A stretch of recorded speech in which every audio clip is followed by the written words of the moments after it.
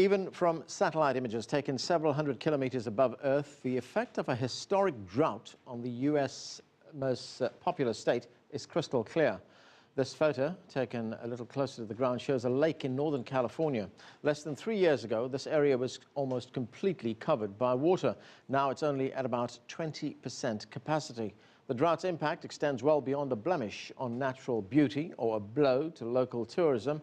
California is the world's 5th largest supplier of goods like cotton fiber, fruit and nuts. With just a few inches of snow and rain this past year, more than 80,000 farms and ranches will suffer, and so will global consumers who depend heavily on California's agriculture.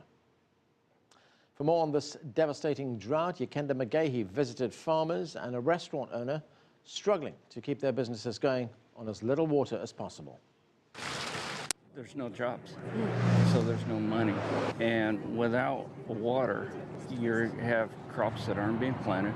That equals truck drivers, field workers, packing house workers that aren't working. It affects your restaurants in the community. At the Farmer's Daughter restaurant, they're serving up hot grub and dishing on the cold realities of this Central California region. There's just no water out there. Meet the farmer. What did you get me into? And his daughter. For them, agriculture is a family affair that dates back more than half a century. And never, they say, have things looked this bad. This is going to be the toughest of my 55 years. The state of California is suffering through a severe drought, the likes of which haven't been seen before. 2013 marked the driest year on record, and January of 2014, normally one of the state's wettest months, became the 3rd driest ever. And then came an unprecedented decision by state and federal agencies. There will be no allocation of surface water supplies to farmers. Farmers like Joel Allen. Today that we have a 0% allocation, which means I will be planting 0% of my crops. I'm standing in the middle of one of the Allen's farms, 75 acres of a wheat crop. 75 acres that have been watered with the last remaining water allocated.